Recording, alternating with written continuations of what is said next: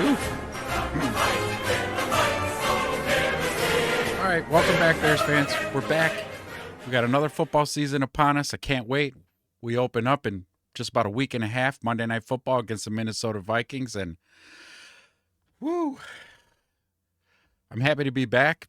I apologize to any of my 75 subscribers that I took a little bit of a hiatus after that gut-wrenching loss to the Commanders. We were all there. Man, it was terrible.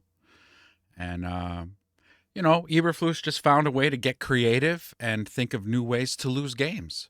Week after week on a 10-run skid all the way to the end of the season where we close out the season with a victory over the Green Bay Packers. Now, everybody in the locker room is disappointed. Yeah, Coach, everybody was disappointed. Yeah. So, that was a hell of a run. We're losing tons of games. I just didn't want to make content anymore for a franchise that doesn't give a shit about us. You ever think about that? They don't care. They just put out mediocrity and safe spaces and all these other things that they're more interested in. And us as Bear fans, we get to suffer because it just seems that they didn't care. I think at the end of last season, we were all clamoring for fire Eberflus then, but they wanted to keep him anyways. And, and for years and years and years, we just asked this organization to make moves that make sense. Can you just do the fucking obvious thing? And for once, it seems like we've done it. Now, I'm not going to go crown the guy just yet. We always win the offseason. But as things are moving and progressing through the offseason, it really seems like they're doing the things that make sense. Okay? We got a candidate out there for head coach, the offensive coordinator. He was the darling of the offseason. And somehow the Chicago Bears bag him. Ben Johnson, welcome to Chicago, sir. This guy's got a little bit of Gruden in him, I got to say. Nobody's talking about it enough, but here he is at 28 zip against the Bills on a preseason game, and here he is. That's what we want. There were mistakes on the field, and that's what he's pissed off about. Us as fans can just go, all right, 28-0, we're beating the Bills' ass. But this guy saw mistakes, throws that should have been made, maybe blocks that were missed, and he's pissed off about it, and he wants to work on those details. That's Gruden, right? You get to get that Chucky face going. He gets a little bit of that in him. And, you bring him in, we're celebrating it, but then they immediately get to work, and he's working closely with Ryan Post to start bringing in some people. And you think, what's the glaring hole? Well, Caleb Williams gets sacked 68 times last season. 68 times. So, he sits down with Poles and boom, upgrade. Boom, upgrade. Boom, upgrade. Keep the bookends on the tackles. Darnell Wright, Braxton. Okay, Braxton can't beat the bull rush, but maybe we got a Canadian Eagle in our back pocket. So bolster the rest of the roster. Drafting Loveland helps the tight end room out. Drafting Luther Burden. Wideouts are set. Kyle Monangai, we'll see. He's a little banged up right now. Don't know if he'll start the season opener, but look at that offense. Look at that. You get a little bit excited, right? Because we've got a mastermind on the offensive side of the ball with Ben Johnson with his coordinating skills. Now it's probably going to take some time. We want to pump the brakes a little bit because he did preface the whole thing by saying, the Detroit offense, they just didn't click right away.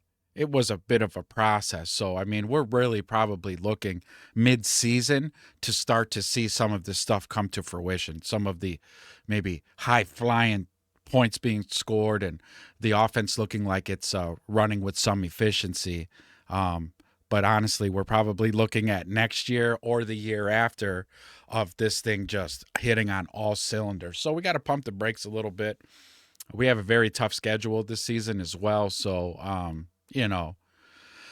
but still exciting nonetheless, right? Again, making the decisions that make sense. We've been asking for this for so long, and we've got it now. That's it. Um, let's continue speaking on Ben Johnson and bolstering his roster, if you will. The coaching staff. I mean, when you look at this coaching staff, I mean, honestly, we go from this to this to this, and this to that. Okay? Like, we're talking just upgrades across the board. These coaches that he brought in, these guys are like the real deal. These dudes are bringing the juice every single day. You know it. They're bringing the juice. They want, Antoine Randall is a proven wide receiver in NFL. He knows what it takes. Bieniemy, he knows what winning football looks like. Dennis Allen knows what winning football looks like. Now, you can mock him because he wasn't a great head coach, but as a coordinator, he's a very solid defensive coordinator. So it's great to have these guys in the building because it's only going to help them coach up the players and the young players. We're going to have backups. We're already kind of banged up this offseason. Don't know what the roster's going to look like going into the first game, week 1, because of all the kind of injuries that are happening. We don't know. But again, to go from this to this, it's huge. And I am so grateful that the Honey Bears aren't a thing anymore, because otherwise we'd be, yeah, pretty par for the course, Minnesota. Great job. And don't think for a second that we wouldn't, because, yeah, if the Bears were less worried about this and more worried about this, then maybe we can win more of these. Yeah. And so anyways, I guess while I'm ranting, I want to bring up a touchy subject. Now, I'm going to preface this first by saying all of the Bears content creators on YouTube, you can go ahead and look. I subscribe to you all. I watch you all. I enjoy all of your content. You all bring different things to the table, okay? So I'm saying this out of love. But is it just me or any fellow Chicagoans feel a little bit of like there's a stolen valor thing going on here?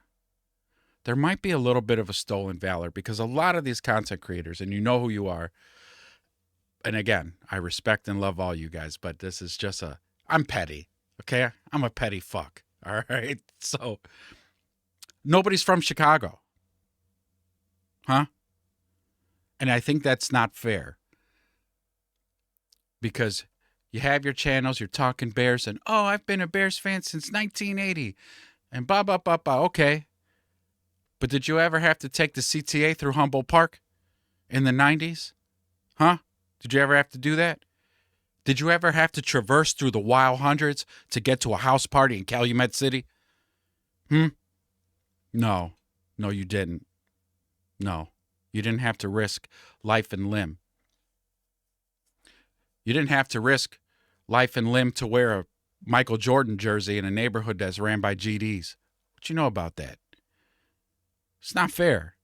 And don't even get me started on the pizza. Everybody from out of state thinks that their pizza's the shit and talk shit about the deep dish. Yeah, Chicagoans don't even really eat deep dish like that. We'll maybe eat it once or twice a year. It's about the tavern style. Nobody can fuck with the tavern style pizza. Come on. What are we doing here? But you get into conversations with Bears fans, and you're like, oh, sweet, you're a Bears fan? Where are you from? I was born in Naperville, but when I turned 1, my parents moved us to California. Oh, okay, so you lived in the Chicagoland area for your first 12 months of your life. Oh, Okay, you kind of get the wind taken out of your sails. So then it's like that with you get punched in the gut from some Bears fan content creators or those out in the media sphere covering the Bears, and you're like, oh shit, somebody from Chicago. Where you from? Oh, upstate New York. Oh. So you can't relate. You can't relate going to the Sears Roebuck Building, Six Corners, huh? Oh. Oh, you didn't go to the Catholic League? You weren't in the Catholic school system in Chicago like me? Oh. Oh. I get okay. All right.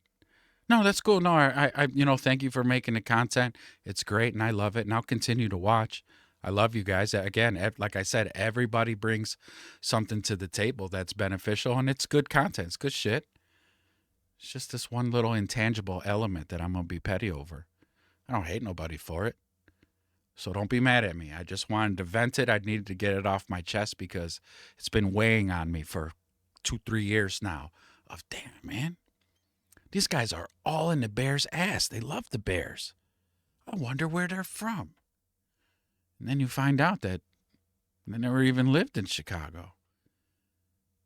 They weren't raised there. Don't know the culture.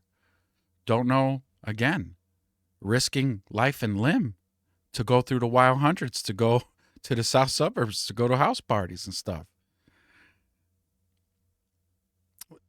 Mr. Subs. What do you know about Mr. Subs? You'd probably talk shit about Mr. Subs. Y'all talk shit about our pizza.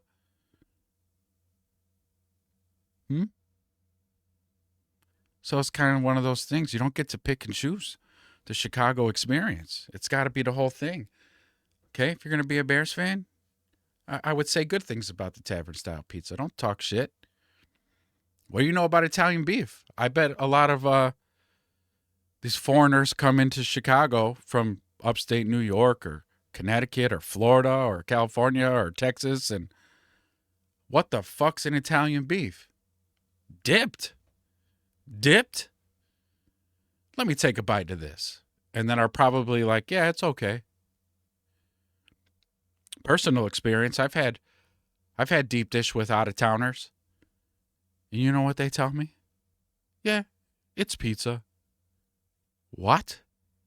It's pizza?